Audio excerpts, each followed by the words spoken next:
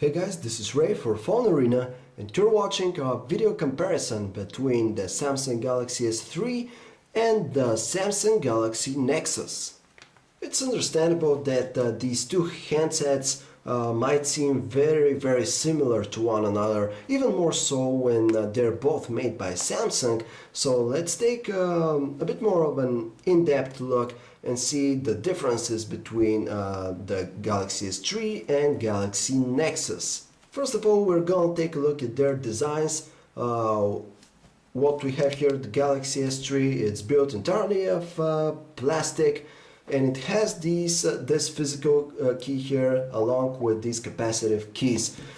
On the other hand, with Galaxy Nexus, we have a cleaner front side with absolutely no buttons, no capacitive keys whatsoever. With this device, everything is here, part of the screen.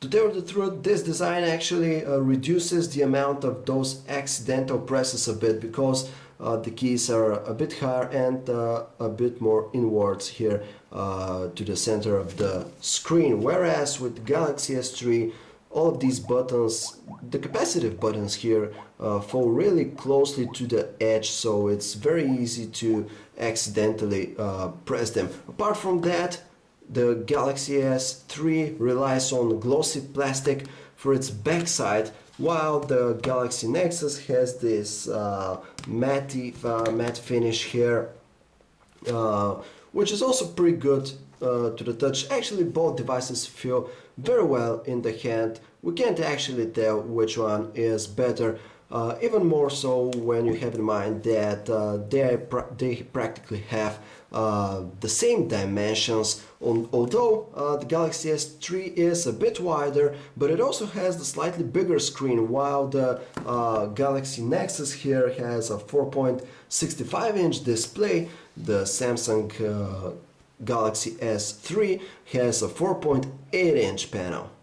While we're on the subject of their displays, we should mention that they both use the HD Super AMOLED technology, which means that they both have the same HD resolution. And considering that the Galaxy Nexus has a slightly smaller screen, actually, this means that it has the slightly better pixel density. In reality, though, the difference is really negligible and very hard to see with the naked eye. Now for the Super AMOLED part, of course, both of these guys have incredibly saturated and popping out colors and great contrast levels.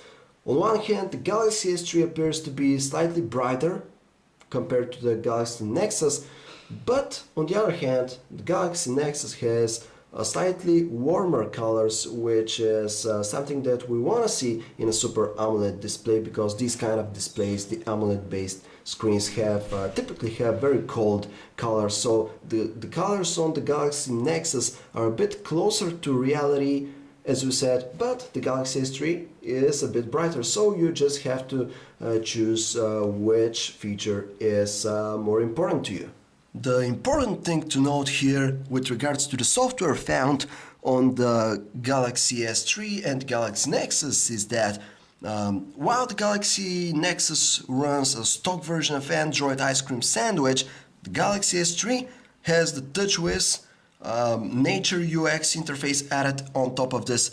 Now, of course, Samsung has added this in order to differentiate its product and in order to add a bunch of new features to kind of enhance the user experience.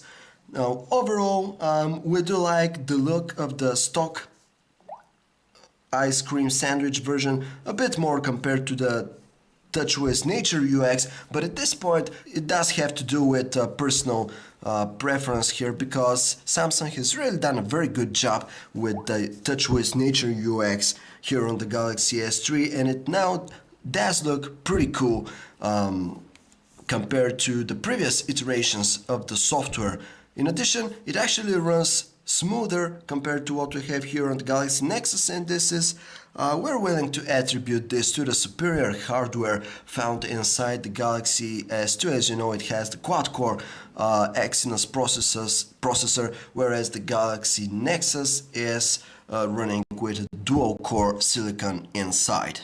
We do like the fact that Samsung has added a number of pretty cool features with the Galaxy S3 and the TouchWiz user interface, including the S-Voice natural recognition software or the Smart Stay functionality, which uses the front-facing camera to tell if you're looking at the display or not, in order to know whether it should keep the display on or turn it off.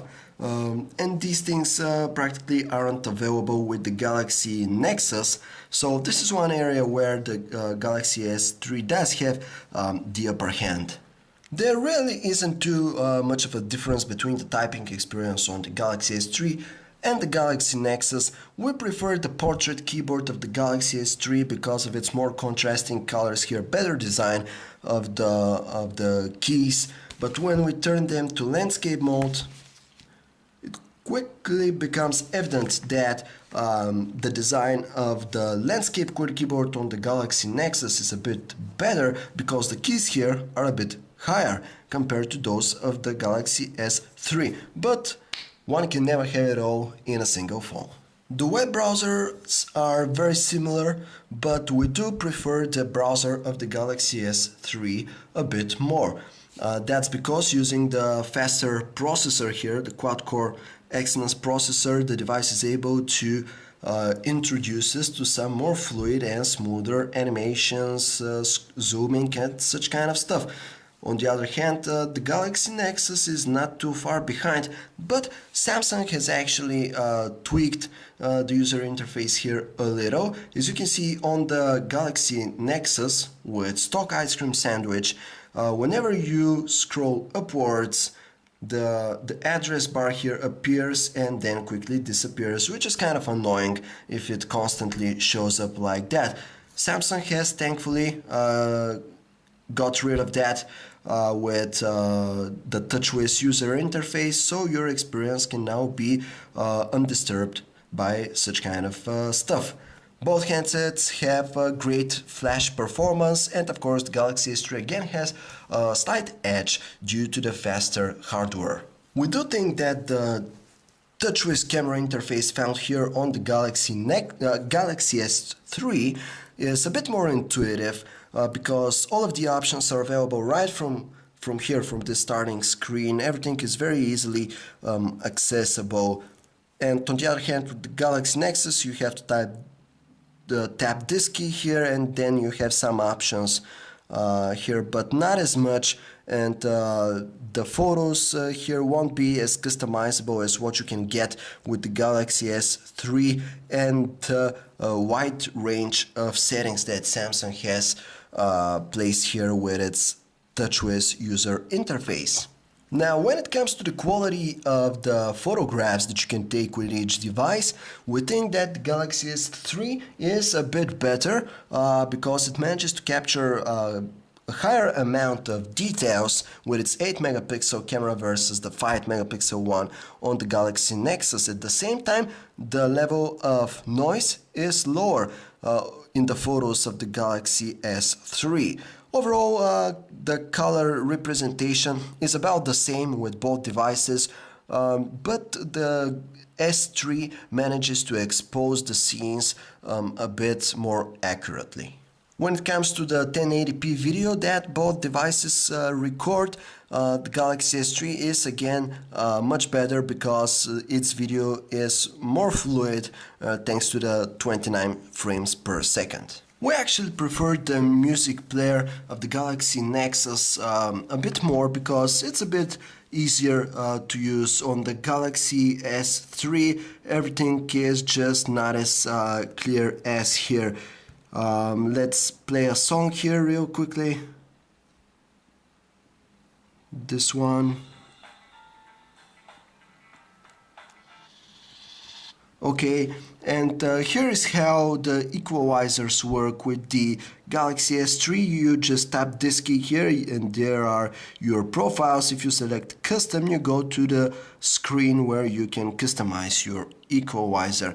With the Galaxy Nexus, you tap this button, then sound effects, and here are the options for the equalizer. Here are the presets, which are not as many as on the Galaxy S3. S3 though, but you can still customize your own sound profile, so there isn't really too much of a difference. A bit more options with the one here on the Galaxy S3 and a bit more, slightly more intuitive experience with the Galaxy Nexus. The Galaxy S3 has this very cool video player where it gives you an animated preview of your video files, whereas with the Galaxy Nexus you simply have to rely on the built-in gallery here, which is not as spectacular as the video player here on the Galaxy Nexus, but apart from this, both handsets function in pretty much the same way. Now, when it comes to their screens, the Galaxy S3 is a bit better because its screen is slightly bigger and a bit brighter also. Although we do like that the Galaxy Nexus has a bit more natural looking colors. When it comes to phone quality, we prefer the experience on the Galaxy S3 a bit more because its earpiece is somewhat louder and it manages to emit a bit more natural sounding tones. The same thing goes for the experience on the other side of the line. The Galaxy S3 manages to send some much better sounding voices, especially if you happen to be in a noisier situation where you're going to need the noise cancellation of the two handsets. And in this case, the noise cancellation microphone of the Galaxy S3 seems to do a much better job compared to what you hear from the Galaxy Nexus. All in all, we think that the Galaxy S3 is the better phone because it's a bit more refined compared to the Galaxy Nexus. Although the differences aren't really big or that significant, the Galaxy S3 does feel like the more polished product. It's a bit more smoother when it comes to the user interface. It has some added features like burst shot in the camera, like S-Voice, and such kind of stuff. The camera is also a bit better, the call quality is better. So overall, if you're not really into the buttonless design of the Galaxy Nexus and or the stock version of Android here, we do think that the Galaxy S3 would be the better option for you. This was Ray with our comparison between the Galaxy S3 and Galaxy Nexus. But if you'd like to learn even more about these two phones, just feel free to visit us at phonearena.com. Thanks for watching.